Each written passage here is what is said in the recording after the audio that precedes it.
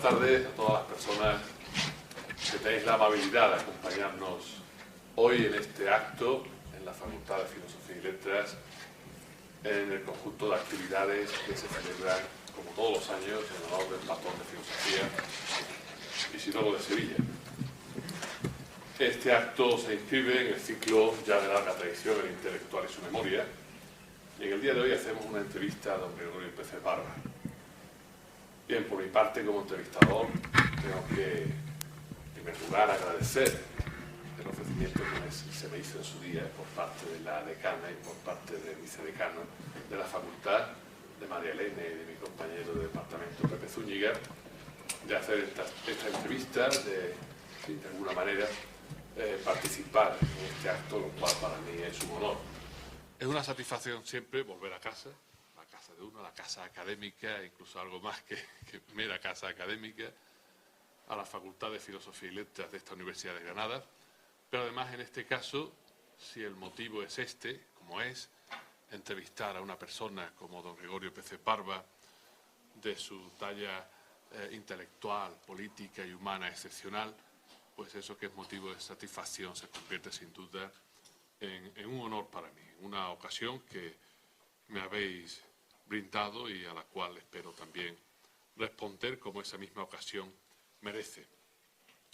Bien, el profesor, el catedrático Peces Barba, es una de esas personas a las que vamos a llamar siempre con el don delante, don Gregorio. Este uso lingüístico es propio del castellano para ciertos reconocimientos que se reservan para figuras muy especiales, más allá del uso cotidiano como tratamiento de cortesía. La comunidad académica, el mundo político, los ambientes literarios y el pueblo soberano, por lo menos en eso que es la lengua, en lo que al idioma se refiere, saben bien a quiénes corresponde este tratamiento. Recuerdo algunas personas a las que le damos este tratamiento: don Francisco Giner, don Fernando de los Ríos, don Miguel de Unamuno, don Antonio Machado, don Manuel Azaña. Son casos paradigmáticos del reconocimiento que se expresa mediante la consagración de este vocablo, fin tan castellano del don, pero que en este caso expresa lo que es, sin duda, un reconocimiento colectivo asentado, no solo en la comunidad de hablantes, sino en la comunidad política, en la comunidad universitaria, en nuestra sociedad. En el caso de don Gregorio Peces Barba, que tengo aquí a mi derecha, que hoy nos acompaña y al que también damos las gracias por acceder a ello, a participar en este ciclo, lo hace, en fin, digamos, con todos los avales, con todas las de la ley. Se trata, como he dicho al principio, de un ciclo al que hace mucho tiempo se le dio este rótulo, el intelectual y su memoria. Y en este caso hablamos de un intelectual en el pleno sentido de esa palabra, acuñado también por nuestra lengua. Es decir, una persona que desde el campo académico, literario, científico, interviene en el espacio público de manera crítica y políticamente comprometida, constituyéndose en un referente destacado para la opinión pública que socialmente se va conformando.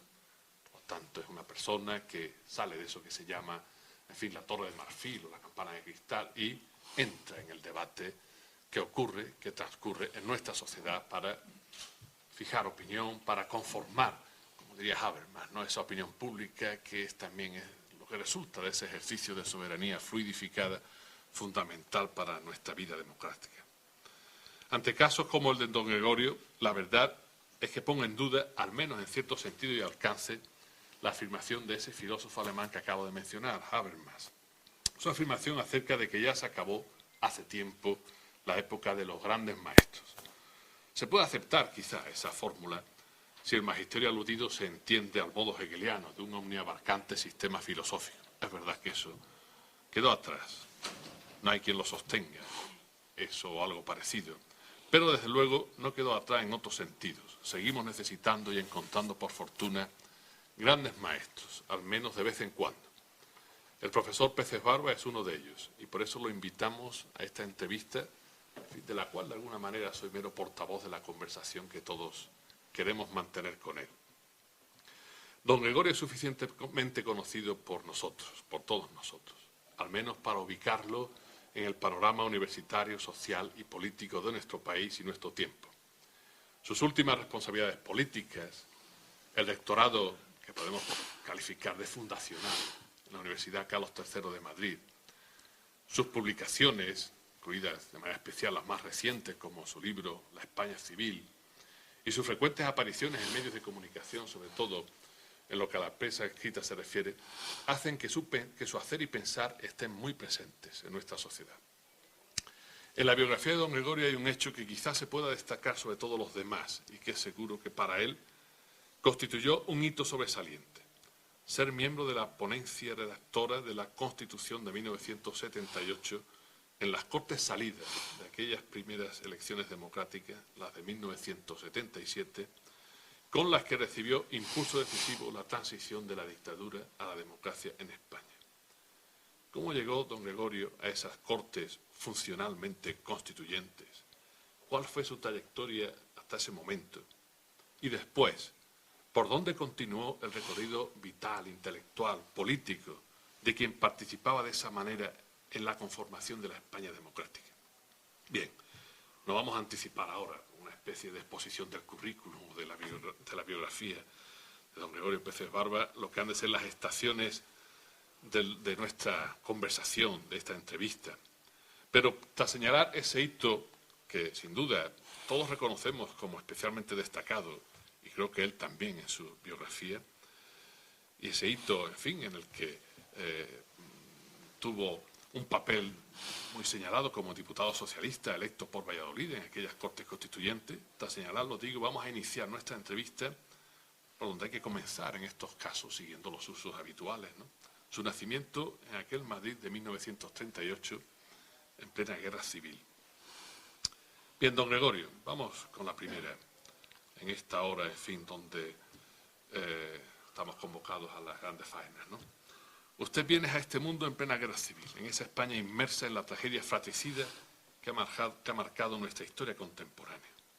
¿Qué nos puede decir de su entorno familiar, de sus primeros recuerdos en la España franquista de posguerra, de su formación escolar en los años 40, en fin, también por otra parte en ese centro tan singular como era el Liceo Francés, donde en algún momento nos ha comentado que le envió su padre porque fue voluntad suya estudiar en un centro de esas características en aquel contexto, por otra parte, tan asfixiante en aquellos años, en fin, de tiempos oscuros y de silencio?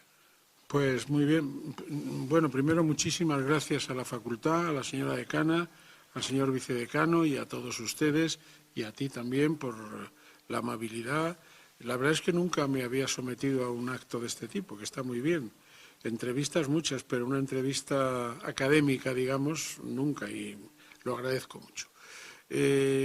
Lo primero, yo creo que tengo dos recuerdos muy vagos de mis primeros años.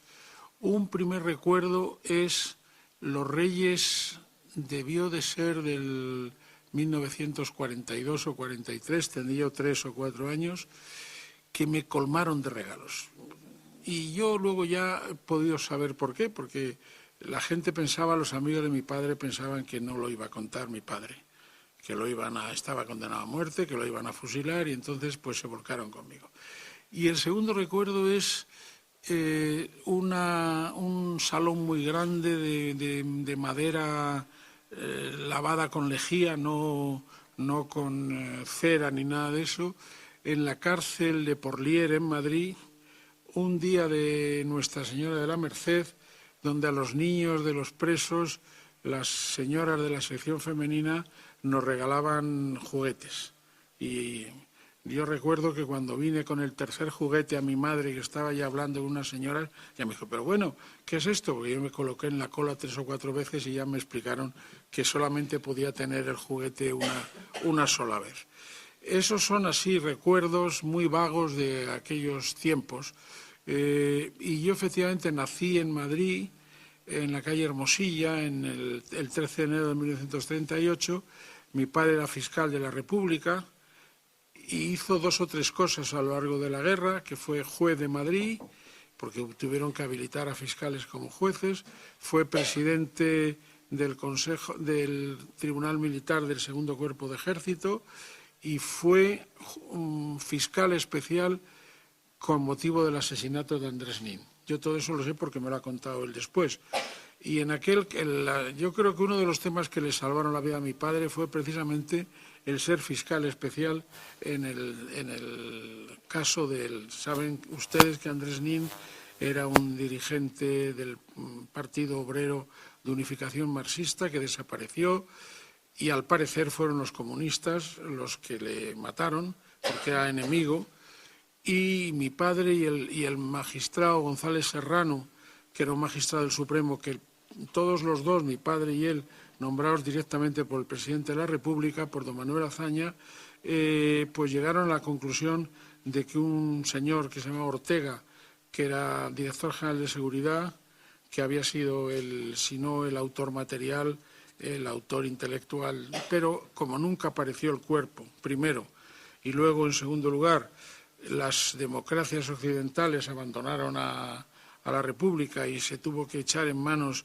a efectos de apoyos armamentísticos, etcétera, de la Unión Soviética, pues el asunto acabó diluyéndose. Pero yo creo que esa es mi impresión, porque Fernández Cuesta, según contó mi madre, una vez le dijo a mi madre: señora, el tribunal de su marido funcionaba mejor que los nuestros. O sea que le trataron con respeto y al final los aliados desembarcaron en Italia, total, que le conmutaron la pena de muerte y en el año 44 salió de la cárcel conmutado a 30 años, que eran aquellas conmutaciones que hacían para intentar dar la sensación de que se producía ya la normalidad, lo cual pues realmente no fue cierto, porque luego hubo otras muchas más condenas posteriores. Y mi padre efectivamente tomó dos decisiones que yo siempre he agradecido. Dijo: este niño no va ni a un colegio de frailes ni a un colegio de falangistas. Mi hijo no va a cantar el Cara al Sol en su vida. Y me llevó al liceo francés, y entonces yo lo que canté siempre, hasta los 17 años, en los finales de curso, era la marsellesa, que siempre pues era mucho más agradable. Y luego me hizo de lo que él había sido siempre, desde que tenía uso de razón, me hizo del Real Madrid. Y esa es la segunda dimensión que yo nunca he abandonado y que, por otra parte, estoy muy orgulloso de que fuera el equipo del siglo XX y que, bueno, ya veremos lo que pasa en el siglo XXI. Primero fui a un colegio de monjas. Cuando estaba todavía mi padre en la cárcel, me llevaron a un colegio que había cerca de la casa de mis abuelos maternos, donde vivíamos, que era un colegio que se llamaba La Divina Pastora, en la calle Martínez Izquierdo. Estuve 2 años allí nada más, hasta que desde los 2 hasta los 4, hasta los 5, de los 3 a los 5, y la verdad es que me llevé muchas sorpresas siendo ya rector en la Carlos III, a 6 o 7 años, que un día me llamó la superiora de esta congregación para decirme que celebraban el centenario del colegio y que querían que yo hiciera la lección, solemne aquel día. Yo se lo agradecí mucho, le dije que sí. Y se lo cuento a ustedes porque me enseñaron el cuaderno de aquel año 1943 o 44, y entonces venía mi nombre, mis apellidos, mi nombre, profesión del padre abogado, mi padre estaba en la cárcel, y me lo enseñaron como signo del respeto que ellas tenían por ese tipo de cosas y que ellas no hacían política ni mucho menos. Podía haber puesto preso, podía haber puesto rojo separatista, como le llamó el secretario del Colegio de Abogados de Madrid cuando salió de la cárcel y se quiso incorporar al Colegio de Abogados, porque era lo único que podía hacer para poder vivir, y le dijo un señor que se llamaba Mazzantini, de segundo apellido, que debía ser familia del torero, Gistao Mazzantini, que no podían admitir a rojos separatistas en el Colegio de Abogados de Madrid. Felizmente, al mismo tiempo, había recibido una carta del Colegio de Abogados de Barcelona diciéndole que para ellos era un honor grandísimo y tal, y entonces, una vez que ya la admitieron en Barcelona, el señor Gistao Mazzantini no tuvo más remedio que admitirle también en el Colegio de Madrid. Eso es un poco... Y bueno, pues en el liceo francés yo la verdad es que me sentí muy a gusto recibiendo la formación todavía clara de lo que fue en los colegios de la Tercera República Francesa, la enseñanza laica, y con una enorme disciplina. Yo hasta los 16 años o 17 que salí del colegio para ir a la universidad, iba en fila, y hasta los 10 o 12 con los brazos cruzados.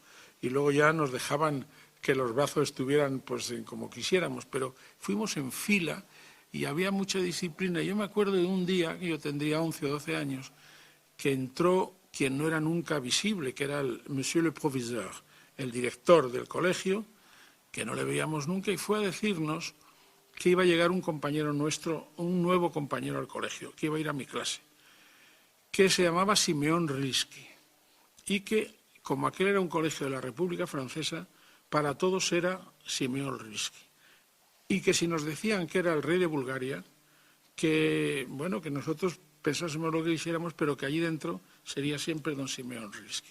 A mí nunca se me ha olvidado ese signo y algunos otros signos de ese tipo de formación republicana del Liceo francés que yo siempre agradeceré y que me ha marcado mucho en mi vida posterior, y siempre se lo agradeceré a mi padre, claro. Sí, sí.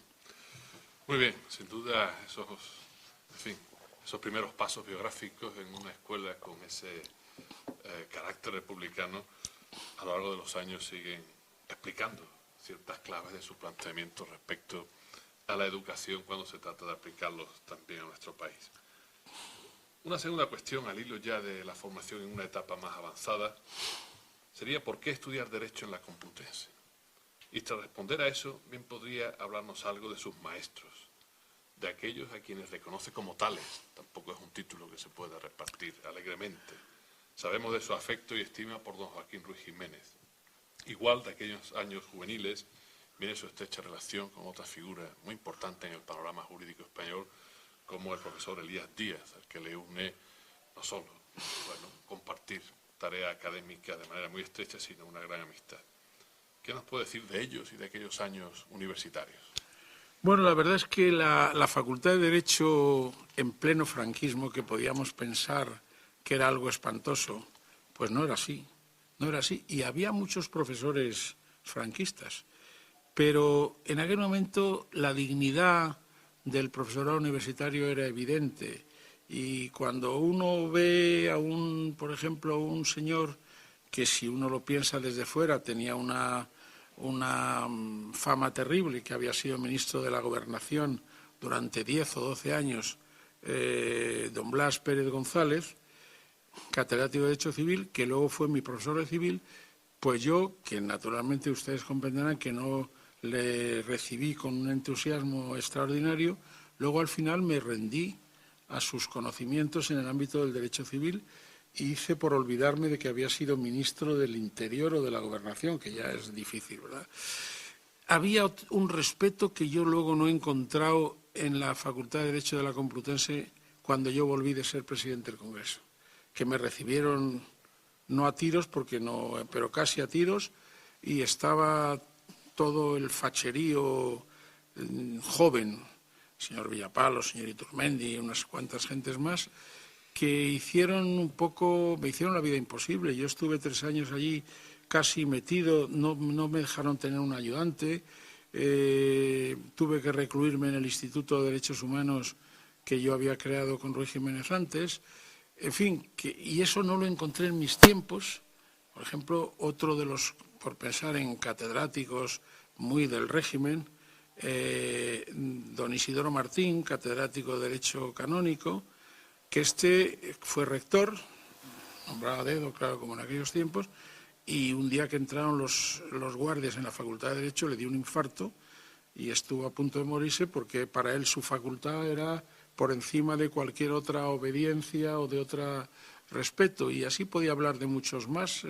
Rodríguez de Besa, que era el decano cuando se produjo el asalto a la Facultad de Derecho y que declaró, yo estaba delante porque yo era abogado de uno de los posibles implicados, con una cara dura tremenda porque él sabía quién habían entrado allí, que no había conocido a ninguno de los que habían entrado. En fin, ese tipo de cosas que te reconfortaban a pesar de todo, y aparte que yo tuve de profesores pues a don Juan Iglesias, a don Alfonso García Gallo. En esta facultad igual esto no dice mucho, pero eran profesores. Tuve a don Rafael Giver, que por cierto granadino de pro, tuve a don Federico de Castro y Bravo, en fin, a don Jaime Guasp, a don Mariano Aguilar Navarro, en fin, una serie de profesores extraordinarios, que ya a la vuelta la facultad estaba absolutamente corrompida. Los maestros habían dejado en manos de sus ayudantes las cosas, se limitaban a dar la clase cuando era así, cuando a veces ni siquiera eso. Y no digo el nombre porque es una persona muy conocida y reconocida internacionalmente, pero uno de los colegas me dijo, pero tú es que eres tonto. Cuando volví, tú haz lo que hacemos nosotros, dale coba al decano y en cuanto que le des coba al decano te dejará hacer lo que quieras. Y yo le dije, mira, yo como soy de su mismo área de conocimiento, pues a mí no me es posible hacer eso, aparte que no querría hacerlo. O sea que me encontré otra facultad distinta de aquella que yo conocí. Maestros, pues cuando acabé la carrera nos reunimos un poco los grupos de amigos. Mi amigo era Javier Rupérez, Ignacio Camuñas, Juan Luis Cebrián, que no era de Derecho, que era de Filosofía, y estuvimos dando vueltas y todos me decían, pues si tú lo que te gusta es la filosofía del Derecho. Y sí, pero yo no me voy a quedar con don Wenceslao González Oliveros, que era presidente del Tribunal de Represión de Masonería y Comunismo. Ni me voy a quedar con don Luis Legal Lacambra, que es un hombre que es académicamente bueno, pero que es un tío muy franquista y muy complicado. Y me dijeron, pues si va a venir uno nuevo que viene de Salamanca, pero también fue ministro, pero dicen que es un hombre muy liberal y tal, que se llama Ruiz Jiménez. Yo fui a verle a don Joaquín, me recibió estupendamente y me dijo, pues mire usted, pues sí, pues puede usted quedarse conmigo, pues no tengo más que un discípulo que está terminando el doctorado en Bolonia y que va a venir ahora, que se llama Elías Díaz. Y entonces me quedé con don Joaquín. Al cabo de un año pusimos en marcha lo de Cuadernos para el Diálogo y yo, hasta que don Joaquín Ruiz Jiménez conoció a Marcelino Camacho, que fue cuando se transformó y ya no se dedicó más que a la política, yo durante una serie de años recibí una enseñanza de profesor estupendo. Luego ya se dedicó solamente a la política y yo siempre le decía, usted, don Joaquín, Marcelino Camacho le ha trastornado a usted la vida, porque claro, él de entonces se politizó muchísimo y se metió mucho en... Nunca hizo nada, digamos, que pudiera suponer una afirmación contraria o negativa en relación con el general Franco. No lo hizo nunca, eso, pero ya se metió en política mucho. Pero yo disfruté 10 años, entre otras cosas, vine a Granada también. Yo creo que don Joaquín, no fue en Sevilla, fue catedrático de Sevilla, aunque cambió Sevilla por Salamanca, y aquí se vino a Sevilla se vino otro catedrático en los orígenes. Y yo conocí también a Elías Díaz. Y Elías Díaz, pues para mí es un segundo maestro, aunque me lleva 4 o 5 años, pero en fin, yo empecé a dejar de creer en el derecho natural gracias a Elías Díaz, porque en la carrera tienes un lío tremendo y yo me creía todavía esas cosas del derecho natural. Hasta que no abandoné esa forma de pensar, pues no empecé a pensar por mí mismo. Y luego yo creo que hay otros 3 personas a las que yo creo que les debo, otro español y 2 profesores extranjeros, que les debo muchísimo en mi formación. El otro español fue don Felipe González Vicén, catedrático de La Laguna y una persona extraordinaria. Ese era el único liberal que había de verdad, de fondo en la gente de aquel tiempo, entre los filósofos del derecho. Y luego el catedrático de Oxford, Herbert Lionel Adolphus Hart, del que me hice muy amigo y que era una persona extraordinaria, aparte de que su libro The Concept of Law es un libro extraordinario, es que se recitaba de memoria a San Juan de la Cruz y a Teresa de Jesús en castellano, y era una persona pues muy impresionante, que no era jurista, porque en Inglaterra no es necesario ser jurista, a pesar de que había sido abogado. No, él era filósofo, solo filósofo, y había sido agente del servicio del Intelligence Service durante la Segunda Guerra Mundial, y de ahí se hizo catedrático de Filosofía del Derecho. Una persona extraordinaria. Otro profesor que ese sí que para mí ha sido como un padre, que ha sido Norberto Bobbio, el catedrático de Turín, que murió en 2004 y que era una persona fuera de serie y que uno quizá el más grande de los filósofos del derecho del siglo XX, una vez que murió Kelsen. Yo a Kelsen, el gran filósofo del derecho, pude haberle conocido, porque vino a Sevilla en el año 71. Yo creo que 2 años antes de morir. Murió en el 73. Yo tenía una novia entonces y preferí, cosa que es un error total, ya se lo confieso a ustedes, me quedé con la novia en vez de ir a ver a Kelsen, cuando tenía que haber ido a ver a Kelsen y haber dejado a la novia en su casa con su mamá en aquel tiempo. Y esos son los maestros. Y luego, pues, la verdad es que a lo largo de la vida, pues, he aprendido mucho también de mis discípulos, que eso es una de las cosas mejores que hay en la vida, de el tener una carrera académica, aquello que decía Goethe, de saber colocarse el último en tan hermosa fila y luego ver a todos los que vienen detrás, que también te van ayudando a entender, porque las cosas, pues yo realmente lo que he sido, luego hablaremos de otras cosas, es un profesor de universidad, que es lo que yo he vivido de verdad y lo que sigo viviendo hasta que me muera. Sí, ciertamente.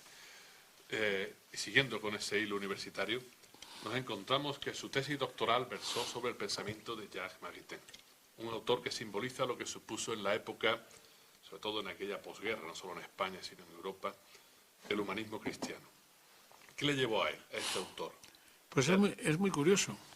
No, podríamos seguir con otras cuestiones, pero vamos a centrarnos en Maritain. Pero es muy curioso porque a mí me querían cazar los grupos. Yo había sido delegado de facultad, pero yo era una persona independiente, socialista independiente. El PSOE no se le veía por allí todavía de ninguna manera en aquellos años. Y en todos los grupos, desde el PC al Frente de Liberación Popular, y todos querían cazarme. Y una persona hoy indiscutiblemente fuera de aquellas cosas, que era Rafael Jiménez de Parga, también ilustre granadino, catedrático de Derecho Mercantil hoy, hermano joven de Manolo Jiménez de Parga, pues que estaba en el Frente de Liberación Popular, que era un grupo de esos grupos complicados que había entonces, que eran católicos y marxistas al mismo tiempo. Y entonces todavía no se había producido lo del famoso diálogo cristiano-marxista, pero ellos eran... Y entonces pensó que me podía, y me dio el humanismo integral, que es la obra de Maritain, que se origina en una presencia suya en la Universidad de Verano de Santander, invitado por don José María Gil Robles, según luego me reconoció Maritain cuando yo le conocí, que lo llamó Problemas espirituales y temporales de una nueva cristiandad, y que se publicó en castellano en ediciones de la Acción Católica, el año 35 así. Y que luego en el año 36 él añadió un capítulo sobre el marxismo y que llamó entonces Humanisme Integral. Y me lo dio en francés. Yo era bilingüe por haber estado en el liceo, haber hecho el bachillerato francés, y la verdad es que me impresionó mucho el libro. Yo entonces era una persona muy progre, pero todavía católico, y porque además yo estaba muy influido entonces por mis amigos, estos que he dicho antes, que eran todos de congregaciones marianas o de Acción Católica, etcétera, etcétera. Y la verdad es que el libro me impactó mucho. Bueno, aquello se quedó así, y cuando Ruy Jiménez me dijo, bueno, ¿y sobre qué quiere usted hacer la tesis? Pues me vino una lucecita y dije, ¿qué le parece a usted sobre Jacques Maritain? Claro, a Ruy Jiménez le pareció extraordinario, claro, le pareció magnífico.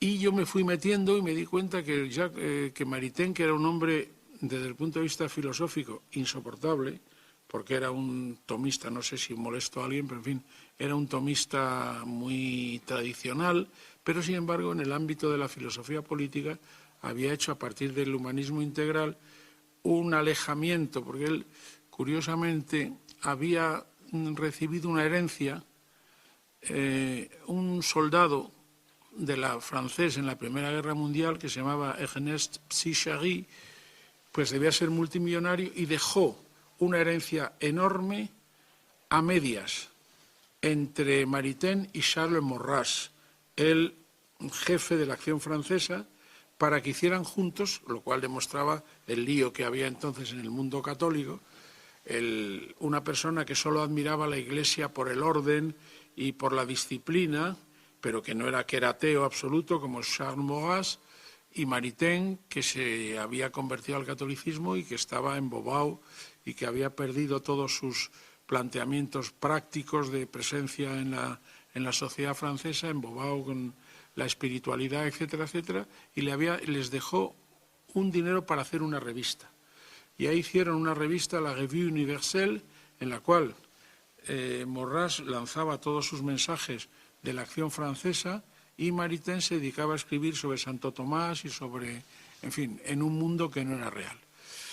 Y a partir de ahí, pues cuando Pío XI condena la acción francesa en una carta que yo creo que se llamaba Au milieu de sollicitude, condena la acción francesa, entonces Maritain se da cuenta de en qué mundo se ha metido, porque claro, él era muy seguidor de lo que decía el Papa, y entonces anota en su cuaderno de notas que le resultaba imposible pensar cómo había podido estar conviviendo con una persona que tenía en el núcleo de su pensamiento el desprecio al Evangelio.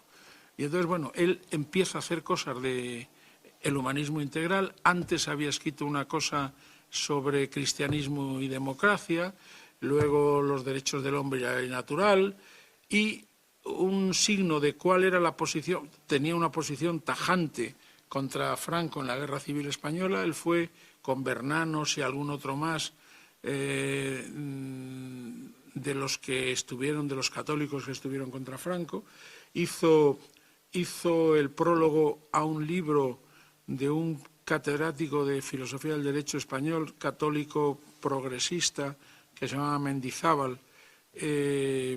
Hizo un prólogo durísimo contra Franco, y él comenta también en su carnet de notas que desde que hizo aquel prólogo, Serrano Suñer le puso la proa y en España todo era a destruir a Maritain. Y efectivamente hay toda una literatura del 39 al 47 o 48 tremenda, entre los cuales había algunas personas sorprendentes, porque luego fueron curas muy progres en su momento.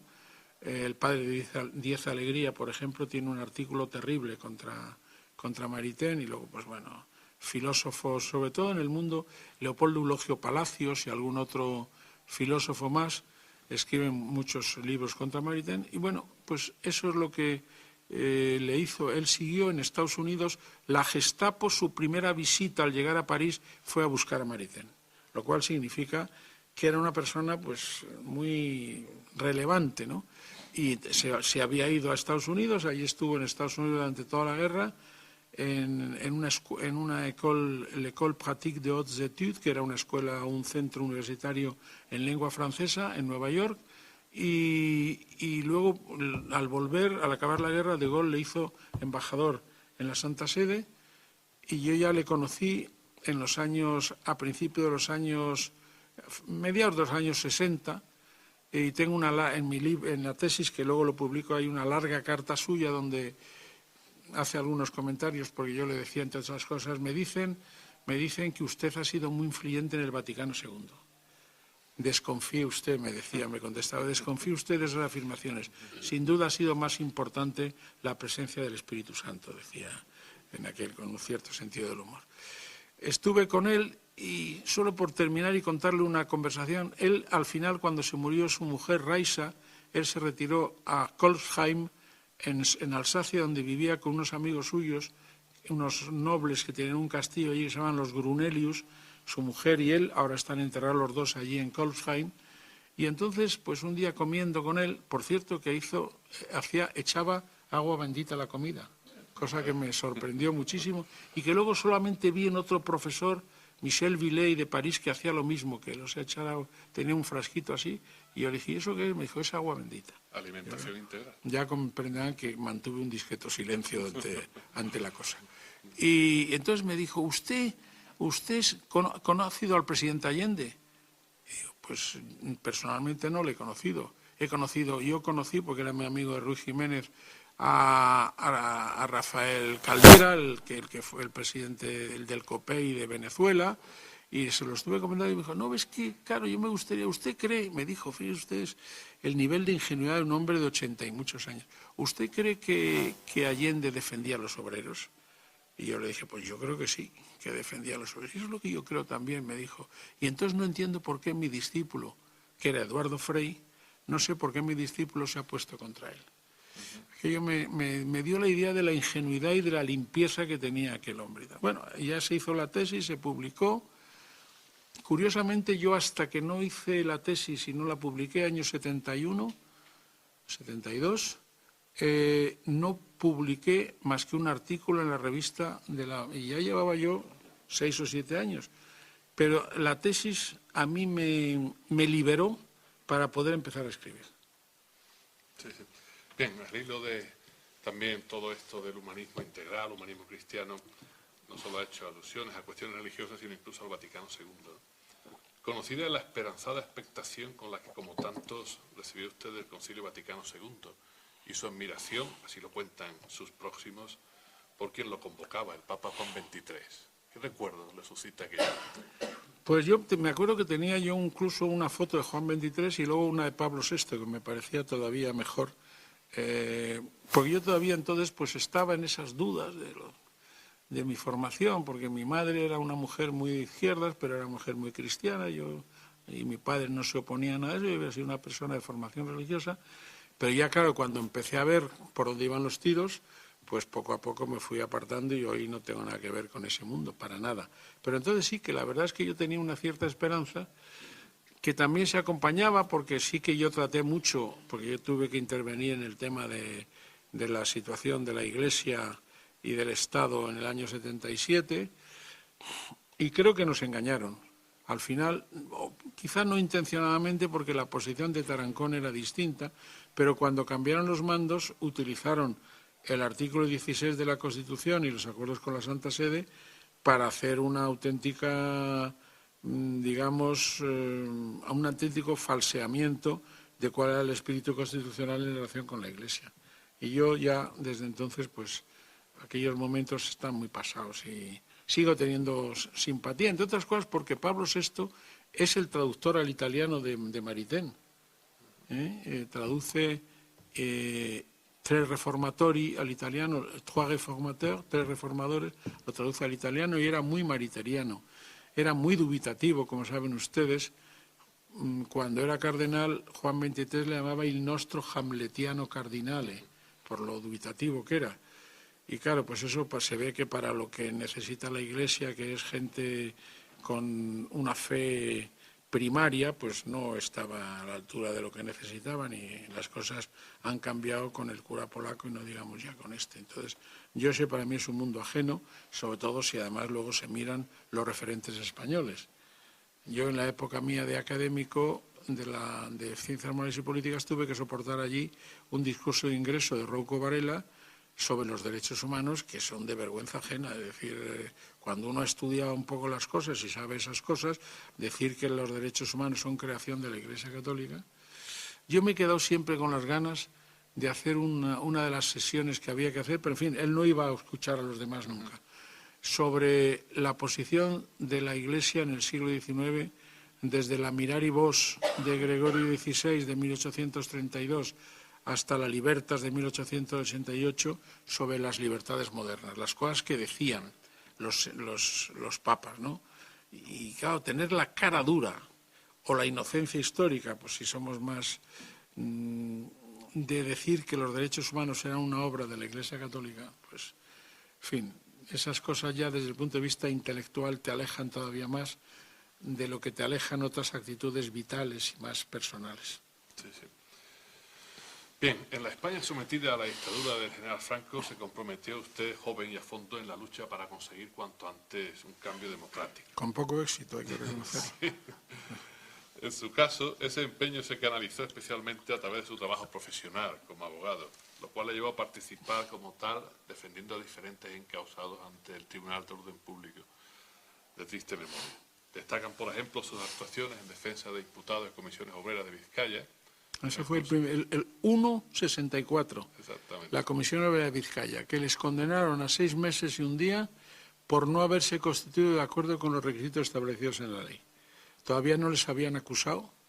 David Morín, seguramente tú les conocerías, ¿no?, a esta gente de la Comisión. David Morín, que siguen todavía por ahí dando guerra, personas estupendas, sí, por cierto. Y también, en fin, es asunto cuestión que merece ser recordada, su participación en el proceso de Burgos en defensa de Víctor Arana, si no Arana recuerdo Bilbao. mal, que entonces Sí. era miembro de ETA. Sí. Aquello, bueno, ETA todavía no se sabía muy bien lo que era. Había matado al comisario, no me acuerdo cómo se llamaba. ¿Manzanas? Manzanas, sí, comisario Manzanas. Y los abogados vascos, entre ellos yo tenía allí sobre todo un amigo que era Juan Mari Vandrés, que luego se hizo de Euskadico Esquerra, y entonces quisieron que hubiera un abogado castellano, esas cosas simbólicas, y otro catalán. Y entonces pensaron en mí, fui yo por los castellanos y Solé Barberá por los catalanes. Yo todavía no sabía muy bien lo que era, pero en fin, había ya cosas, y yo dije, yo defendía solamente a alguna persona que no tuviera delitos de sangre. Y entonces, hombre, se trataba sobre todo porque no se podía hacer nada. La prueba es que a mi defendido le pedían 60 años y después de una defensa que yo hice, que yo creo que fue brillante, le condenaban a 70, pues ustedes se pueden hacer una idea de lo que era aquello, ¿no? Pero logramos, porque había mucha gente de fuera, logramos, yo creo, que desprestigiar al tribunal. Aquello se hizo, nos burlamos de un tribunal que no sabían nada, un presidente que tenía una ignorancia absoluta. Yo me acuerdo que yo hacía 3 preguntas a todos los que no eran mis defendidos. La primera pregunta era si eran de ETA y si habían sido juzgados por pertenecer a ETA ya. Pues contestaba así. ¿Y a usted quién le juzgó? Pues a mí me juzgó el Tribunal del Orden Público, un tribunal militar y tal. Y entonces la tercera pregunta era, ¿y usted sabe por qué en unos casos a ustedes les juzgaba el Tribunal del Orden Público y en otros casos el Tribunal Militar? Entonces, claro, la primera vez que hice la pregunta, el asesor jurídico del presidente le dijo al presidente, que era un general de caballería, le dijo impertinente. Claro, evidentemente era una pregunta sobre un tema técnico jurídico y no. Y entonces, ¿es impertinente, señor letrado? Bueno, pues protesté y tal. Y así fuimos, como eran muchos. Ya el general se fue confiando en sus competencias y la octava, novena cosa, cuando era la segunda, me dijo, esa es impertinente. Dije, no, la impertinente es la que viene después, señor presidente. Ahora esta es... Y luego ya se confió tanto que antes de terminar la pregunta, ¿y sabe usted por qué? Me dijo, esa es impertinente. Y entonces, claro, la capacidad teatral de los abogados, pero ¿qué es lo que es impertinente si no he formulado nada? Entonces se dio cuenta que había metido la pata y yo dije, mire, señor presidente, usted deje que me termine la pregunta, luego me la declara impertinente, yo protesto y así cumplimos cada uno con nuestra obligación. Bueno, eso fue un poco todo el proceso. Luego se levantó nuestro senador, el que se levantó a cantar el Eusko Gudariak. No, Mario Naindía. Mario Naindía, que aquella fue una escena tremenda, porque no el general, sino el comandante jurídico sacó el sable y lo puso así, bueno, una cosa... Pero en fin, yo luego después Víctor Arana Bilbao, yo le seguí mucho y este chico salió al final de ese mundo. Se convirtió, cuando salió en el año 77, peón caminero de la Diputación de Vizcaya y se hizo de la UGT. Con lo cual yo ya dije, bueno, yo he cumplido ya mi tarea porque le he sacado de ese mundo, porque claro, todavía no sabíamos, pero poco a poco ya, los años siguientes nos dimos cuenta de la perversidad de ese mundo, porque adelantándome a lo que seguramente me preguntará, cuando hicimos la Constitución, ETA no solamente no disminuyó, sino que asesinó más. Sus comienzos en la acción política están vinculados a la personalidad de Ruiz Jiménez, de quien ya hemos hablado. Concretamente al Partido de Izquierda Democrática, que él fundó. No. Pues entonces las crónicas en este punto hay que corregirlas. No. Sí. En cualquier caso... Sí, pero... Con el único que yo tuve vinculación, muy al principio, año 62, fue con don Manuel Jiménez Fernández. Pues todos estábamos en duda, si Democracia Cristiana, si Partido Socialista, el PSOE no seguía sin aparecer. Y entonces pues nos acercamos a don Manuel, que saben ustedes que era catedrático de Derecho Canónico en Sevilla, que había sido ministro de Agricultura con la República, que era muy de la CEDA, que era un hombre muy gracioso, muy buena gente, muy competente, que siempre yo me acuerdo lo que decía cuando definía la CEDA. Tenía una voz así un poco chillona. Decía, la SEDA éramos un grupo de democristianos muy decentes y muy buenos y una enorme cantidad de sinvergüenzas, ¿cómo decía él? De sinvergüenzas que querían robar o que querían robar a todo el mundo y tal. Esa era la tesis que él tenía de la CEDA. Y yo siempre le decíamos los que estábamos allí, pues Óscar Alzaga, algunos otros amigos más, Juan Luis Cebrián, don Manuel y don José María Gil Robles, ¿qué era? Un democristiano extraordinario. Él siempre defendía a don José María Gil Robles. Ese fue la única, y estuvimos un año viendo aquello y nada. Y luego yo ya, pues la política con Ruz Jiménez fue en Cuadernos para el Diálogo. Pero en Izquierda Democrática nunca. Porque nosotros le plantamos cara a un grupo, los que éramos, pues, Leopoldo Torres, Pedro Altares, yo mismo, diciendo, don Joaquín, si hace usted un partido hazañista, nos apuntamos con usted. Pero él al final se empecinó en afiliarse a la democracia cristiana, entonces nunca entramos en Izquierda Democrática nosotros. Yo ya estuve, nos llamamos nosotros mismos los huérfanos, hasta que en el año 72 ya me afilié al PSOE, entré gracias al que luego fue primer teniente de alcalde del Ayuntamiento de Madrid, Enrique Moral Sandoval, persona extraordinaria y profesor de universidad también, fue el que me vinculó con el PSOE ya, pues del 72 hasta hoy. Sí, el papel de la revista Cuadernos para el Diálogo, en fin, todos con cierta memoria nos acordamos de lo que hizo, en fin, para lo que era una maduración colectiva de conciencia democrática tan necesaria en la transición. Pero concretamente para afiliarse en 1972 al Partido Socialista Obrero Español, que emergía en aquellos momentos. Sí, ya se notaba, ya había más. ¿Cuáles fueron, en fin, sus motivaciones o sus claves? Yo creo que es que desde los años, bueno, primero la historia, mi padre era del PSOE. Mi padre, lo que pasa es que luego había estado muy discreto, por razones evidentes, ¿no? Una segunda condena a muerte no quería. Y esa es la primera, digamos, la historia de mi familia.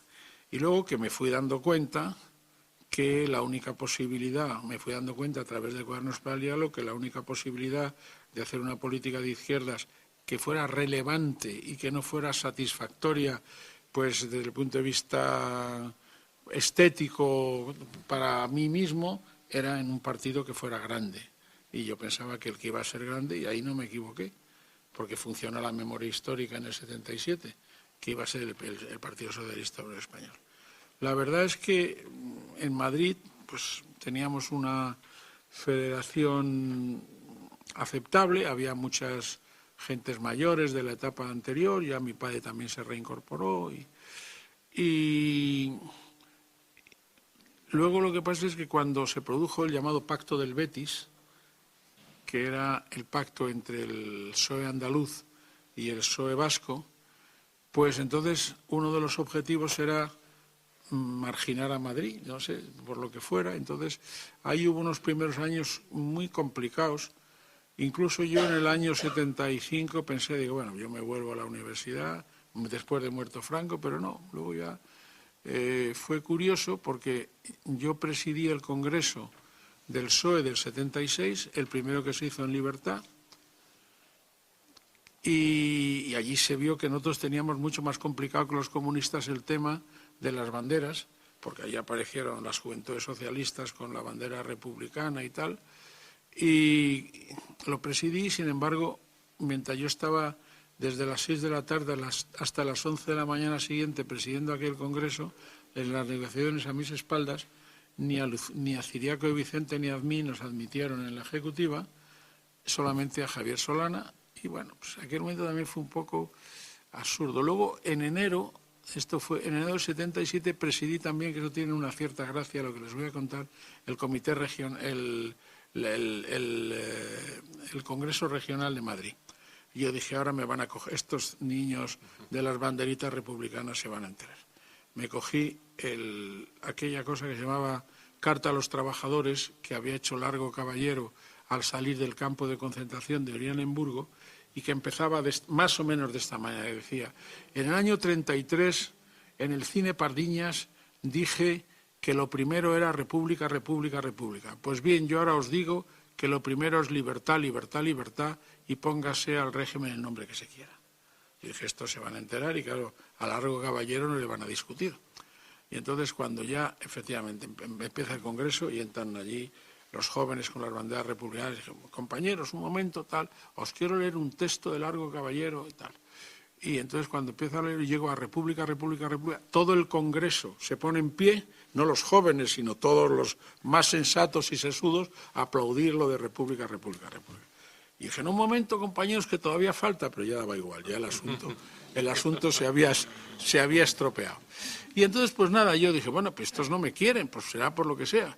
Y llegaron las elecciones y entonces recibo un recado de Felipe directo, que fuera a verle. Fui a ver a Felipe y me dijo, tienes que ser diputado. Pero bueno, a ver si nos ponemos un poco de acuerdo, porque yo me da la impresión de que no os gustan las cosas. Que no, ¿cómo que no? Es imprescindible que seas diputado. Y además tienes que ser diputado en un sitio donde tú, que no puede ser Madrid, porque aquí ya hay mucho candidato, en un sitio donde tú puedas encabezar y tengas algún tipo de relación, etcétera, etcétera. Bueno, yo la verdad es que Felipe pues no me acababa de convencer y estaba dispuesto a no hacerle mucho caso, pero me insistió Alfonso Guerra, al que yo le tenía más consideración ya entonces, y al final pues opté por Valladolid, porque yo había defendido allí una serie de procesos en Burgos, en Valladolid, de Fasa, Renault, y bueno, tenía amigos, hay un grupo de amigos, y ya hicimos un poco el núcleo de lo que sería el PSOE después, con un viejo militante, Carlos González Maestre, que era de anteguerra, una persona magnífica y que se convirtió en el primer presidente del partido en Valladolid. Y allí empezamos de nuevo. Y ya cuando llegamos a la Constitución, pues bueno, yo había estado, porque mi padre fue candidato a senador también por Toledo, que por cierto ganó a Blas Piñar en Toledo, y fue senador. Yo había ido a Talavera y había coincidido allí con Felipe, pero bueno, yo no veía tampoco cariño grandísimo ni entusiasmo indescriptible. Y bueno, seré diputado de Valladolid. Y llegué el día de la Constitución y me dijeron, vas a ser el portavoz del grupo parlamentario. Y yo, ¿qué me dices? Sí, lo ha dicho Felipe, ha abortado una idea de Enrique Mújica de que debería ser hecho. Ni hablar, tú no vas a serlo, va a serlo Gregorio. Y entonces llegué allí, efectivamente, secretario general y portavoz del grupo parlamentario, y ya, pues ahí fue toda la cosa rodando. Sí, yo creo que es el momento de retomar lo que decíamos al principio, el papel en la Comisión Constitucional del Congreso, la que tendría que redactar, y así lo hizo la Constitución, aquel grupo de diputados, en fin, conocidos históricamente como los padres de la Constitución, ¿no? Soletura, Cisneros, Fraga, Herrero de Miñón, Roca, etcétera. ¿Fue realmente difícil la elaboración de nuestra Carta Magna? ¿Qué renuncias fueron más costosas para la izquierda? ¿Y cómo valorar al cabo de 30 años? Bueno, yo creo que antes hay que decir cómo se constituyó aquello, porque al principio UCD había propuesto que fuéramos una comisión de 5 miembros, una ponencia de 5 miembros, 3 de UCD y 2 del PSOE. Y en el PSOE habían decidido que fuera yo y que fuera Alfonso Guerra, y fuera yo. Pero aquello yo le dije a Alfonso, digo, mira, esto no puede ser, aquí no podemos dejar fuera a los comunistas, no podemos dejar fuera a los nacionalistas y no podemos dejar fuera a Fraga, aquí tiene que estar todo el mundo. No vamos a hacer solamente una constitución del PSOE y de UCD. Y entonces a Alfonso le pareció bien, pero UCD no quería de ninguna manera renunciar a sus 3 miembros, y entonces para no hacer una ponencia que fuera casi una comisión, nosotros renunciamos a uno y Alfonso me dijo, no, tú que sabes más de esto, quédate y yo me voy.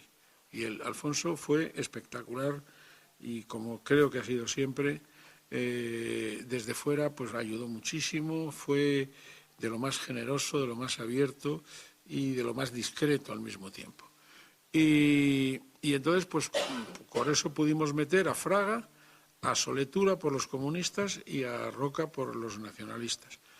Los nacionalistas vascos nunca quisieron estar, aunque son muy mentirosos.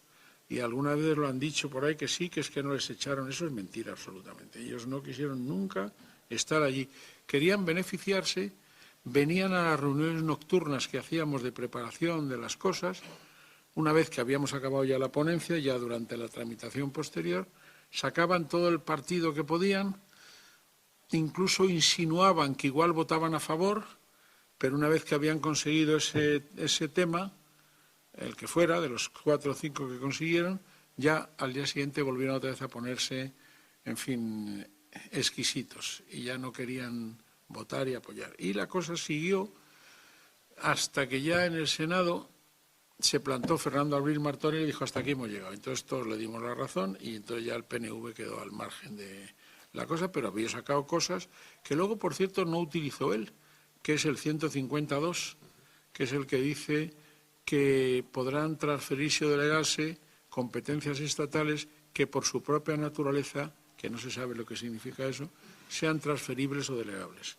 Y luego no se utilizó nunca, el PNV no las utilizó el partido, se utilizaron en Valencia y se utilizaron en Canarias, en los 2 estatutos donde se utilizó el artículo 150.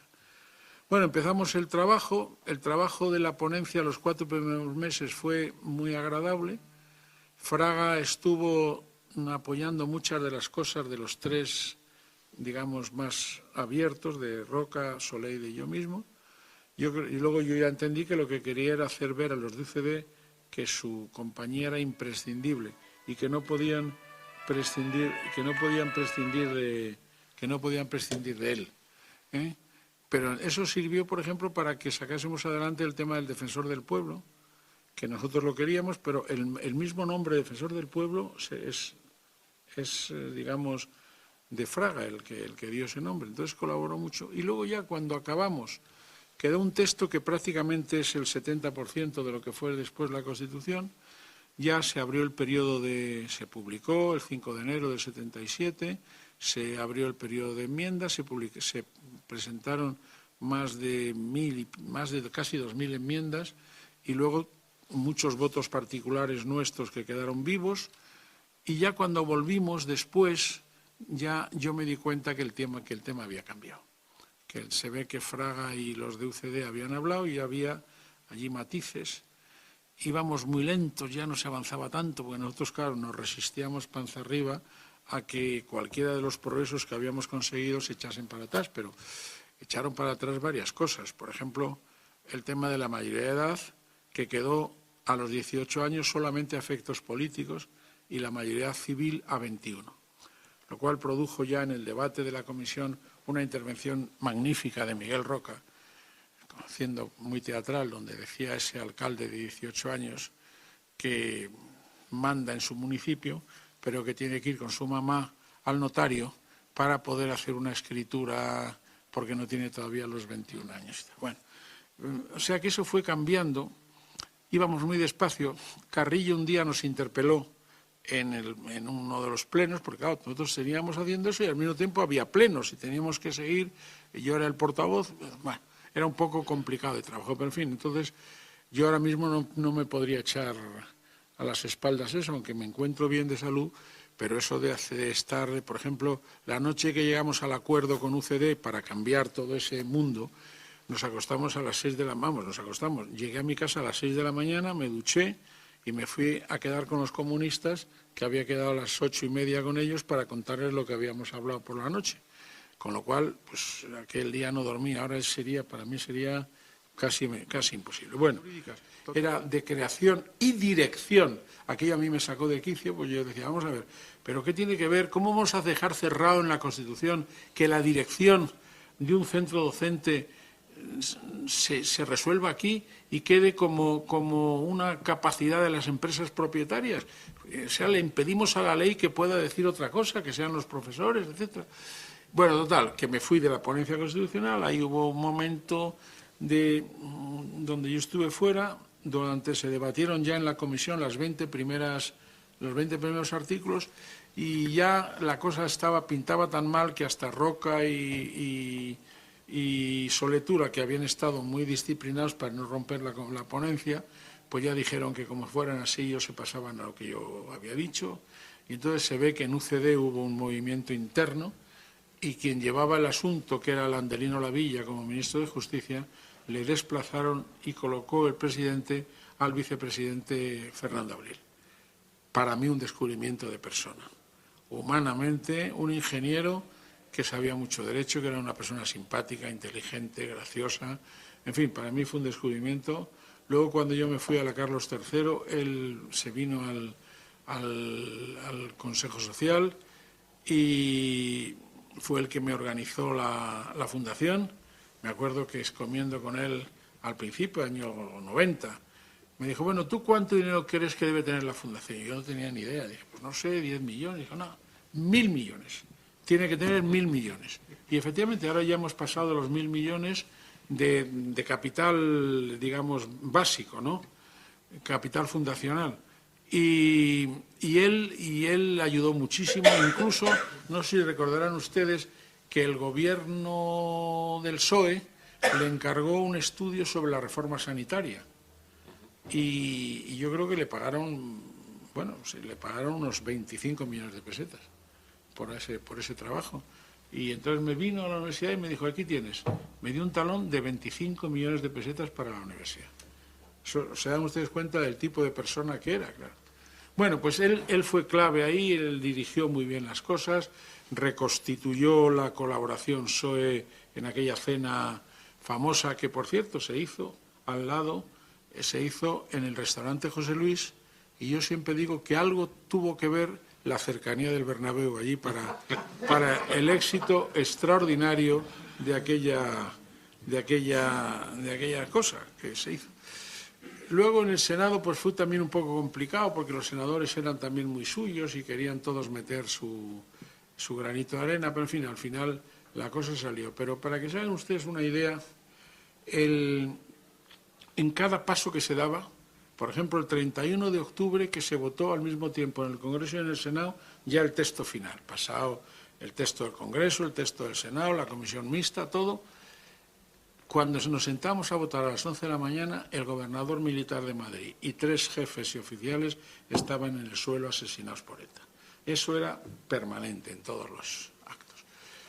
Y luego, pues en fin, como saben, el 27, después del referéndum conviene hablar, sobre todo estando el profesor Montero aquí, porque los nacionalistas vascos dijeron que no se había votado, que no había salido el referéndum ni en Guipúzcoa ni en Vizcaya, sí en Álava. Y la verdad es que salió por una inmensa mayoría en ambos sitios, pero con una participación menor al 50% en Guipúzcoa, en Vizcaya y en Pontevedra, que no tenía nada que ver con... ¿Y por qué? Pues en Pontevedra porque estaba el tema de las cierres de fábricas, de la reconversión industrial, y todo eso pues produjo mucha desazón. Y en Guipúzcoa y en Vizcaya, porque a la abstención natural, que era un 25%, se añadió otro 20 y tantos %, pero el PNV se atribuye a toda, el 50% como cosa suya.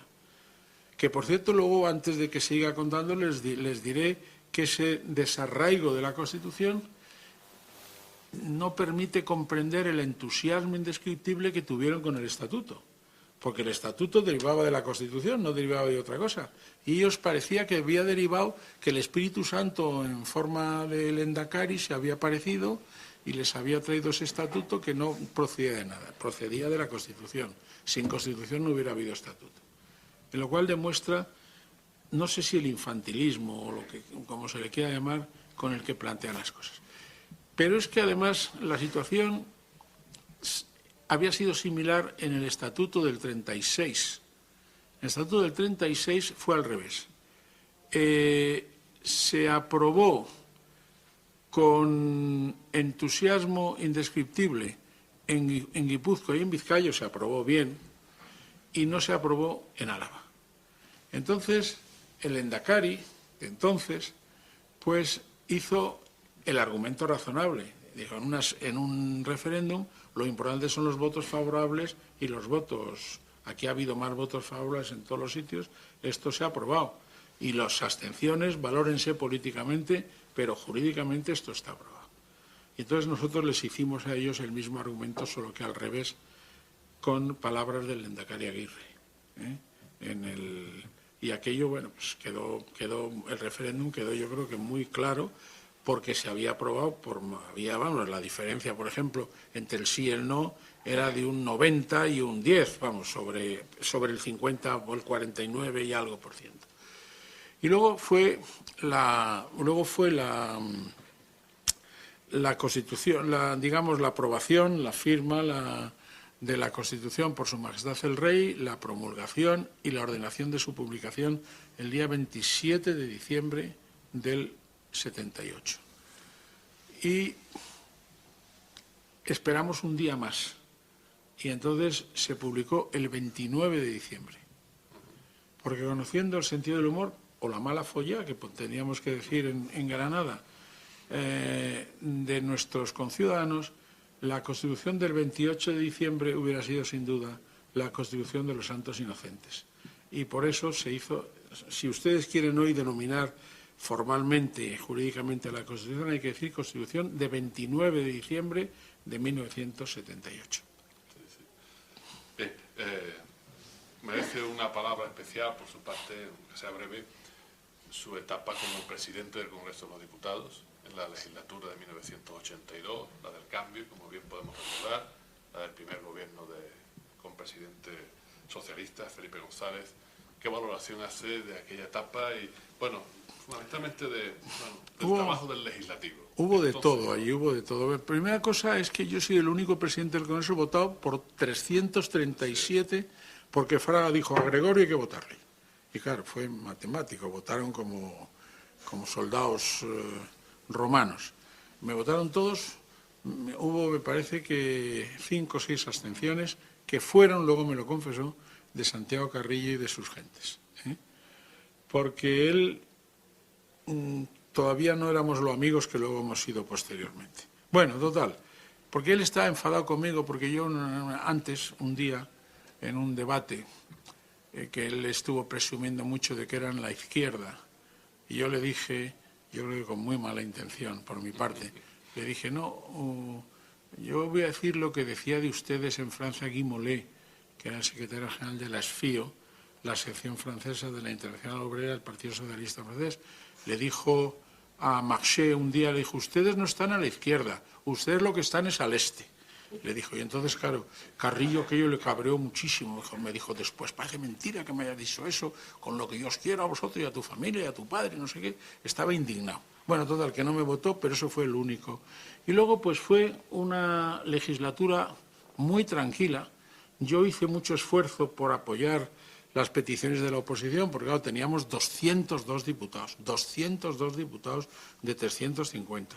Entonces era una cosa impresionante, vamos, que casi podía el secretario de Estado, que era mi discípulo Virgilio Zapatero, podía dirigir el Congreso si quisiera. Entonces, claro, yo se lo tenía que poner un poco difícil y dar para juego a la oposición, ¿no? Bueno, eso hubo sus más y sus menos. Virgilio siempre, que es una persona estupenda, pero que era muy sarcástico, me decía, voy a pedirle una cosa a Miguel Herrero para que te la pida a ti y tú, como te la pide Miguel Herrero, vas a decirle que sí y tal igual. Bueno, eso fue, yo creo que la presidencia fue impecable. Tuve un problema serio con el gobierno en el tema del juramento del Príncipe de Asturias, que fue un problema súper serio, porque, bueno, yo había hecho, como siempre hacía, al secretario general que me hiciera el escenario de cómo tenía que ser el tema. Y pues claro, el juramento lo recibía el presidente del Congreso y ahí no había más intervención que la del presidente del Congreso y la del Príncipe de Asturias, que juraba. Y entonces, cuando faltaban 3 o 4 semanas, me llegó un recado de Moncloa, que eso era bastante habitual. Nunca el presidente nunca se metía en esas cosas, estaba por encima del bien y del mal, pero su gente me dijeron que por qué no hablaba del presidente en el acto. Y yo dije, oye, pues porque no hay ninguna razón para que intervenga. Me insistieron tanto que yo le dije al secretario general, oye, ¿qué te parece si, puesto que finjamos que hace una especie de refrendo virtual del juramento del príncipe y le damos la palabra al presidente? Y me dijo el secretario general, eso es muy irregular. Ahora, para que se haga, tienes que pedirle la autorización o por lo menos decir que Fraga no vaya a montar el pollo. Porque claro, es una cosa que no está... Entonces se lo dije a Fraga, le llamé, me dijo, de ninguna manera, querido amigo, me dijo, si quiere el presidente hablar, también hablo yo. Y ya allí en la misma comunidad dije, pues ni tú ni el presidente vais a hablar. Se ha acabado, aquí vamos a hacer el acto como Dios manda. Y efectivamente, se hizo así, fue muy desagradable, porque la mañana que el acto me desayuné con un editorial del País, que decía que los delirios de grandeza del presidente del Congreso habían frustrado un diálogo entre la Corona y el Partido Socialista, y yo decía, coño, como si yo no fuera del Partido Socialista, pero bueno. Y aquello ya fue muy molesto, pero ya, bueno, el acto se desarrolló muy bien. Yo hice una cosa que les gustó mucho, siempre me lo dicen siempre, porque a mí me parecía que era un poco absurdo que don Juan de Borbón estuviera allá arriba en la tribuna, como si no fuera nadie, como si fuera yo. Dije, no, este es el abuelo del príncipe de Asturias, es el que tenía que haber sido rey en su momento. Entonces le bajé abajo y estuvo abajo, cosa que sus hijas siempre me lo han agradecido. Y bueno, el acto se celebró muy normal. Y luego había un acto, si ustedes recordarán, fue quizá el acto más solemne de toda la historia de la democracia, guardia cubriendo la carrera desde el Congreso de los Diputados hasta el Palacio de Oriente. No fueron en coche, sino en carroza. Los reyes y el príncipe fueron en carroza o en carrozas. Desempolvaron las viejas carrozas de la época de la monarquía de Alfonso XIII y iban en carroza. Y había un acto después, una copa que daba el gobierno en el Palacio de Oriente. Entonces yo me entero por mi jefe de gabinete que le iban a dar al príncipe, a mí yo no tenía ninguna noticia, la Gran Cruz de San Raimundo de Peñafort, el gobierno, que le iba a dar eso y que ni el presidente del Senado ni yo estábamos invitados al acto. Y yo dije, bueno, será una cosa, no me lo podía creer, sinceramente, porque me parecía tan inconcebible. Y entonces llegamos allí y estábamos ya tomando una copa y llega José Federico de Carvajal, presidente del Senado, y me dice, oye, que van a darle ahora en el salón no sé cuántos la medalla, que tenemos que ir tú y yo, que somos la segunda y tercera autoridad del Estado. Y dije, para ti te han invitado. Oh, ¿qué cosas tienes? Tú siempre con tus cosas. Y Dios se va. Y a los 5 minutos vuelve y dice, no me han dejado entrar. No me han dejado entrar. Dije, eso te pasa por gilipollas. Por ir donde no debes. Bueno, o sea, para que vean ustedes que todas las cosas no eran tan agradables como... Pero bueno, la cosa se acabó ya. Y yo por eso mi relación con Felipe siempre ha sido muy contradictoria. Porque pasó eso y entonces yo ya dejo la presidencia. Al día siguiente me voy a la Complutense y me encuentro allí con ese mundo que era terrible, vamos, donde me tuve que arrinconar en el Instituto de Derechos Humanos, no me dejaron tener ni un ayudante, estuve 3 años allí como preso.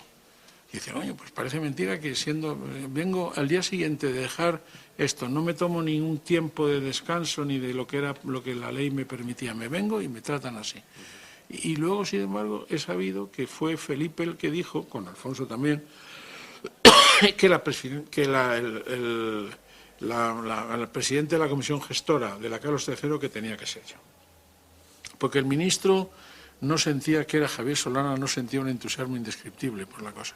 Y le dijo al presidente, no, tiene que ser Gregorio. O sea, que son esas cosas que yo tengo. Y luego, ya siendo rector de allí, le invité, vino, comimos juntos, primero de una conferencia pública para los estudiantes, luego comimos con los vicerrectores y los decanos, etcétera. Y luego después tuvimos una sesión cerrada con los profesores y cuando acabó a las 6 yo ya iba a acompañarle, ya digo, ya le meto al coche y que se vaya a la Moncloa, ya que era lo que parecía. Y me dice, ¿qué pasa, que aquí no tienes licores? Y yo le dije, pues sí, presidente, sí tengo licores. Bueno, pues vamos a echarlo un rato más. Y estuvimos con algún otro vicerrector hasta las 11 de la noche charlando allí. O sea que eso le da a ustedes una idea de esa relación que yo considero un poco, no sé, difícil de entender, porque conmigo ha sido muy cariñoso o ha sido, como en aquel caso, por lo menos ha consentido que se fuera muy borde con el presidente del Senado y con el presidente del Congreso. Cosas de la vida. Cosas de la vida. De la vida política. Sí. Bueno, volviendo ya a la vía académica de nuevo, como se acaba de referir a ello. Tras su etapa política como diputado en las Cortes, después de varias legislaturas, vuelve a la cátedra de Filosofía del Derecho. Bueno, es el momento de recordar algunos títulos fundamentales de su obra, ¿no? Derecho y Derechos Fundamentales, publicado en el 93, Ética, Poder y Derechos, La democracia en España, Derechos sociales y positivismo jurídico, La dignidad de la persona desde la filosofía del derecho, y luego el que mencioné antes, por citar otros más, La España civil. Bien, en todas estas obras hay un hilo conductor que de alguna manera desemboca en esa magna obra de una historia sobre los derechos humanos. ¿Qué se iba a decir? Se olvida usted de de ese libro que es mi orgullo, vamos, nuestro orgullo. El orgullo colectivo de una obra que usted dirige. Son ya 9 volúmenes. 9 volúmenes, esa historia magna de los derechos humanos, ¿no? Y desembocando ahí se evidencia a las claras que los derechos humanos ha sido el hilo conductor, ¿no?, de su obra, casi de su pensamiento jurídico y demás. ¿Por qué ese centrarse en los derechos humanos? ¿Por qué también, cómo aprecia usted esa dificultad, podemos decir, de avanzar desde el dicho al hecho en cuestiones de derechos humanos, a veces desde sociedades democráticas como son las nuestras, pero como se hace patente ante temas como los de la inmigración, y no solo en una sociedad determinada, sino, bueno, en la Unión Europea en su conjunto, etcétera, etcétera? Bueno, yo primero quiero decir que yo me he dedicado también a los temas duros de la filosofía del derecho, que son para mí la teoría de la norma y la teoría del ordenamiento. Y yo siempre a mis discípulos, pues que ahora a los jóvenes les va mucho irse por los cerros de Úbeda y hacer cosas sobre los derechos de la mujer, sobre el tema de los extranjeros, que están muy bien, son temas todos muy interesantes pero yo creo que es como eso que decía Picasso, que él antes de hacer eso tuvo que saber pintar casitas, y hay que saber pintar casitas, por eso hay que hacer en la filosofía de derecho, hay que saber la teoría de la norma, la teoría del ordenamiento jurídico, el derecho subjetivo, en fin, las cosas duras de la dogmática jurídica. Y yo eso lo he hecho, pero sí me he dedicado, ¿por qué? Pues por la misma pretensión de evitar que los derechos humanos se quedasen en un bla, bla, bla, en una retórica de lenguaje progre, pero ignorante. Y entonces yo creo que los derechos humanos necesitan mucha consistencia, entre otras cosas, para tomárselos en serio. Y por eso, pues, nosotros estudiamos mucho el tema histórico, el tema del concepto y el tema del fundamento ético de los derechos humanos. Todo eso lo hemos trabajado muchísimo. Yo tengo, antes que eso, un libro de 800 o 700 páginas, que es una teoría general de los derechos humanos, y luego los 9 tomos de la historia. Sí. Y tocando ya los temas académicos, hemos hablado en reiterados momentos de la Universidad Carlos III. Cuando cuando se inicia ese proyecto, digamos, esa aventura universitaria tan sugerente, ¿no? ¿Con qué ánimo lo hace? ¿Qué aportaba la Universidad Carlos III al panorama universitario español? Este panorama universitario, ahora mismo de nuevo, en cierta ebullición por lo que llamamos Plan Bolonia. Yo creo que pensamos más en el panorama universitario de Madrid, ¿sí? Porque las universidades de Madrid estaban todas situadas en la zona que podíamos llamar rica. Y entonces la voluntad del presidente y del gobierno y del ministro Maravall era la de situar un centro universitario en la zona obrera de Madrid, en Getafe y en Leganés. Esa era la idea. Y yo creo que alguna gente pensaba, decía, bueno, esto va a ser pues un aparcamiento de estudiantes y tal, y yo me impuse la idea con el apoyo de ellos. Es decir, cuando la Carlos III ha estado bien, ha sido sobre todo cuando dependíamos del gobierno. Incluso, fíjese, diría yo, del gobierno del señor Aznar, incluso. Pero cuando llegó ya, y luego también bien cuando estuvimos dependiendo de Alberto Ruiz Gallardón. Cuando llegó doña Esperanza, aquello ha sido un desastre, fue un desastre total, porque ella no entiende ese mundo. Yo no quiero pensar que tuviera mala intención con nosotros, pero es que no lo entiende. Entonces, pues no era capaz de entender que nosotros necesitábamos mucho más financiación, porque estábamos empezando, que la Complutense, por ejemplo, ¿no? Y Entonces, bueno, se constituyó y la idea mía era que fuera una universidad de lo más élite posible y que su juventud pudiera ser compensada con una competencia en la docencia y la investigación. Y eso es lo que hemos intentado. Con mayor éxito en unos sitios, con menor éxito en otros, pero en fin, eso ha sido la intención. Sí. En la vida universitaria, además de trabajo, ha reportado ciertamente también muchas gratificaciones. Bueno, podemos recordar aquí el listado de doctorados honoris causa con los que usted ha sido homenajeado. Honoris causa, por citar algunos, por las universidades de León, de Vigo, de Jaén, por la St. Louis University, por el Medley College, por la UNED. Es admirable su vocación de servicio público, no solo en el campo universitario, sino en la vida política y en la vida social.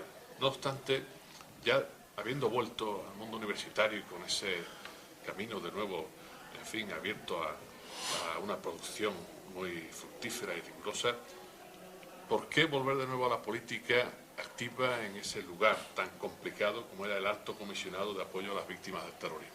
Pues simplemente porque me lo pidió el presidente y yo no caí que aquello tenía... Yo no podía pensar que tuviera complicaciones porque no me parecía que... Luego, después hemos hecho una tarea muy buena porque había una cantidad de cosas que hacer allí que no se podía pensar que hubiera tantos vacíos y tantos temas sin resolver, tantas gentes que no habían sido indemnizadas todavía. Todo eso lo hemos arreglado todo y hemos dejado preparada una ley que espero que, aunque no la mencionó el señor presidente el otro día entre las leyes que iba a sacar, que valga, que vaya a ir ahora, que es una ley integral de apoyo a las víctimas del terrorismo. Y yo creo que todo eso compensa el tener que aguantar a un señor de Jaén, peluquero de señoras por más noticias, y alguna otra persona que... Y lo que más sentí es que yo, que siempre había tenido una buena relación con el Partido Popular, como lo demuestra el hecho de lo de la votación, que fue, pues que impulsaran una manifestación donde el núcleo de la manifestación con mucha gente era pedir mi dimisión. Aquello sí que me dolió mucho. Y también el silencio de algunos amigos míos del PP. Estoy muy orgulloso de que dos personas como Manuel Fraga y Gabriel Cisneros fueron impecables. Fraga, siempre que le preguntaban, decía, no, es una persona muy competente y lo hará muy bien. Y no tengo que decir nada más. Ya se enfadaba y ya no quería saber más del asunto. Y Gabriel Cisneros estuvo magnífico. Pero algunas otras personas, incluso el propio Rajoy, pues a mí, aunque luego después él se ha disculpado y ha dicho que eran cosas de Natal, pero que él hiciera alguna declaración pública, tardó, Es decir, no le arrancaron nada hasta cabo de seis meses. Para los 6 meses dijo que después de la retirada de Irak, que la peor decisión del gobierno socialista había sido mi nombramiento, claro que es un poco fuerte, ¿no? Y eso que yo le había explicado todo, había estado hablando con él al día siguiente de mi nombramiento, había nombrado de segunda a una señora que había sido su subsecretaria, pero que a la pobre, el hecho de que yo la nombrase luego la ha cerrado todas las puertas en el Partido Popular, que es curioso, esas cosas sorprendentes. Pues eso es lo que me molestó, pero luego hemos hecho tantas cosas ahí, pues eso, mucha gente que no se les había pagado. Por ejemplo, estaba sin pagar más de la mitad de las gentes de los damnificados del Hotel Corona de Aragón. Y bueno, pues y luego, fíjense que tuvimos que abrir el plazo, porque estaba ya cerrado los plazos para recibir peticiones. Tuvimos que abrir 6 meses el plazo, y luego lo abrimos, esa cosa de que solamente desde tal fecha, no, lo abrimos porque ¿qué tiene que ver? Es que van a ser de peor trato los mineros españoles que estaban en Abu Ghraib cuando les hubo atentados terroristas en la época de independencia del Sáhara Occidental, o qué tienen que ver los pescadores canarios de los años 70, que también hubo, pues todo eso lo hemos arreglado. Y eso yo creo que ahora, ¿por qué hay tranquilidad? Pues porque hay tranquilidad de fondo, porque esas cosas se habían arreglado todas, sin perjuicio de que el Partido Popular, pues felizmente ha cambiado un poco su política en esa materia. Sí. Bueno, quedan 2 cuestiones para ir terminando. Don Gregorio, usted viene para hablar mañana también en esta facultad, la festividad, como he dicho antes, de Isidoro de Sevilla, San Isidoro, dicho laicamente lo de santo, para hablar de laicidad y ciudadanía. Es un poco curioso que siga usted celebrando a un santo, ¿eh? Esas Yo cosas de creo la que tradición son difíciles de mover. Pero no hay que olvidar, vamos, y yo creo que el reprocharles a ustedes eso, cuando hay que reprochar al gobierno tantas cosas en esa materia, sería tremendo. Pero ya aprovechando que el gobierno mucho más todavía, que no que se olvide que dice la Constitución que ninguna confesión tendrá carácter estatal. Claro. Y eso, bueno, por eso hay que recordárselo al señor presidente del gobierno primero, pero en fin. De eso hablará La señora decana no vamos a echarle la culpa de eso ahora. Pero en tantas cosas que habría que cambiar y, en fin, modificar para que nuestro Estado fuera efectivamente un Estado laico como coherentemente debe ser en democracia, ¿qué opinión le merecen cosas como los acuerdos Iglesia-Estado sobre las que usted se ha manifestado con rotundidad en muchas ocasiones? Bueno, nosotros, la verdad es que nos engañaron un poco en aquellos momentos, pues yo intervine con Luis Gómez Llorente en las negociaciones aquellas, porque el ministro de Asuntos Exteriores no quería que organizásemos lío, Marcelino Oreja, y la verdad es que había cosas que no nos gustaban, lo de la enseñanza de la religión y alguna otra cosa más, pero nos parecía que con la actitud que tenía entonces la Iglesia, que aquello no iba a ser un motivo de problemas. Nos equivocamos y nos engañaron absolutamente, porque si lo ha sido, son inconstitucionales, son formalmente posteriores a la Constitución y materialmente anteriores. O sea que ahí hay un juego entre lo material y lo formal muy complejo, pero son inconstitucionales en varios temas. Y además los que lo han incumplido de manera clamorosa ha sido la Iglesia, porque el Estado ha sido pero la Iglesia lo ha incumplido en su compromiso de mantenerse económicamente dueños de sí mismos, o sea, autosuficientes a partir de finales de los 80, y eso no lo han hecho. Bien, es verdad que el Estado luego les ha facilitado la tarea porque les ha confirmado que podían seguir. Y ahora, aunque aparentemente el 0,7 que se les da les mejora, pero en realidad no les mejora, porque ya no produce ningún tipo de ayuda complementaria del Estado. O sea que en el fondo ya dependerá de que los católicos les den el dinero o no se lo den. Eso, la enseñanza de la religión en las escuelas, que la enseñanza de la religión tenga más horas que la educación para la ciudadanía, pues es una cosa verdaderamente inexplicable. Que exista un cuerpo del Estado que se define por su confesionalidad religiosa, como son los capellanes, castrenses, etcétera, etcétera, que existan crucifijos. No, en las universidades no lo suele haber, pero sí en los centros de primaria y de secundaria. Parece que ha sido una especie de cosa heroica que en un centro de Valladolid nada menos los padres hayan conseguido que se quitase un crucifijo. Porque además es como, yo por ejemplo al crucifijo le tengo un profundo respeto. Yo en mi cuarto tengo un crucifijo, no lo tengo en un sitio central, lo tengo en un lateral, pues porque me parece una figura de respeto que no tiene nada que ver con seguir las directrices de Roquio y de su gente. Y por eso me molesta el tener que hablar así del crucifijo, pero es que no tiene ningún sentido que esté en un centro público, ¿no? Y todavía en mi época, los juramentos en el Congreso por lo menos se tomaban con la Constitución exclusivamente, y nada más que con la Constitución. Y sin embargo otra vez está el crucifijo o está la Biblia. Son cosas que tienen que desaparecer, evidentemente.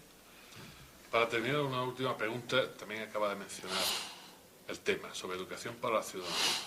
Y se la haga a usted, que ha estado implicando a fondo no solo en la defensa de esa materia, sino también en el diseño de sus contenidos curriculares, etcétera, ¿no? ¿Qué valoración nos hace tanto del futuro que la aguarda, lo cual es importante, también a la vista de todo lo que ha ocurrido, como ciertamente qué valoración de ese tumultuoso pasado de bronca política activada por las derechas, la derecha política, la derecha eclesiástica, que se han unido una vez más en una campaña en muchos sentidos injustificable respecto a esta materia? Bueno, si tuvieran respeto al Tribunal Supremo, pues la sentencia ha dejado el tema con una claridad meridiana, ¿no?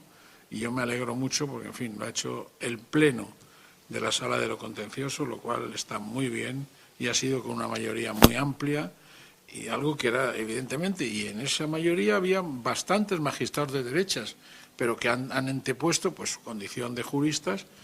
La asignatura es una asignatura absolutamente, digamos, inocente y además imprescindible.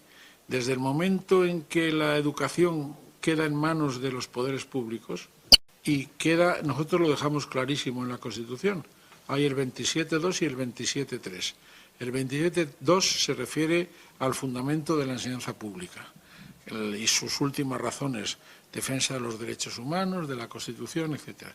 Y la tercera, la formación religiosa, el número 3, la formación religiosa y moral acorde con sus convicciones. Esa es la ética privada, que son sus convicciones, la de sus familias, sus padres, no la de la Iglesia Católica, sino son sus padres los que tienen que orientar la formación en su ética privada. Pero la ética pública, la ética que afecta a la democracia, que afecta a las instituciones, todo eso corresponde a los poderes públicos, y eso es educación para la ciudadanía.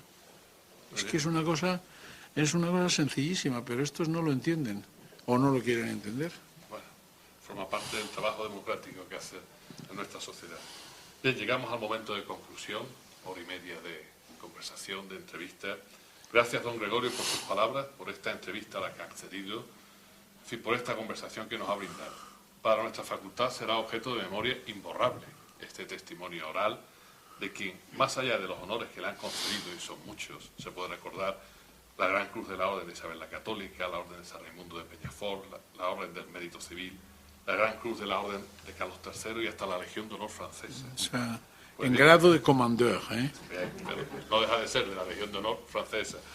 Bien, pues con todos esos honores, usted es siempre un académico riguroso, un jurista cabal, un ciudadano comprometido, un socialista militante y crítico, que es lo que debe llevar consigo también la militancia, y por supuesto realzado entre nosotros como un universitario que considera que la universidad, y así lo ha dicho, debe ser conciencia ética de la vida, y usted actúa en consecuencia con esa consideración. Copiando a don Francisco Giner de los Ríos. Por supuesto, uno de sus maestros en su trayectoria vital.